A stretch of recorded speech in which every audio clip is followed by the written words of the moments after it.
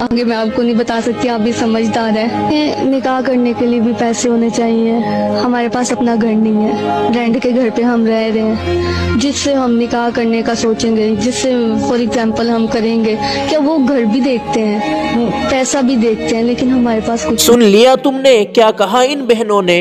हमारी शादी इसलिए नहीं हो रही क्योंकि हमारे पास जहेज देने को कुछ नहीं, हमारा अपना घर नहीं। लोग यही चीज तो देखते हैं, वो दीनदारी नहीं देखते। ये जुमला सिर्फ अल्फाज नहीं थे, ये हमारी सोसाइटी के मुर्दा ज़मीर लोगों के चेहरे पे तमाचा है। अरे इस्लाम में तो शादी को बड़ा आसान बनाया है, मगर हमने अपनी गलत रसूमात से इसे मुश्किल कर दिया। जहेज जो ना कुरान में है ना हदीस में, मगर हमारे मुआशरे में ये शादी की असल और पहली बुनियाद बन चुका है, ये शर्त बन चुका है।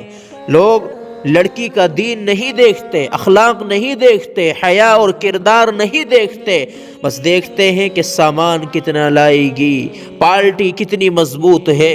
तो ये मासूम सी बच्ची और गरीब लड़कियों के ऊपर जुल्म है, और जुल्म कभी बाकी नहीं रहता।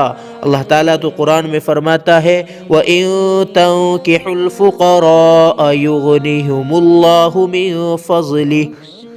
क्या अगर तुम फ़कीरों से निकाह करोगे, अल्लाह अपने फजल से उन्हें गनी बना देगा। ये आयत बताती है कि गुर्बत शादी में रुकावट नहीं होनी चाहिए, बल्कि निकाह खुद रिस्क का सबब बनता है।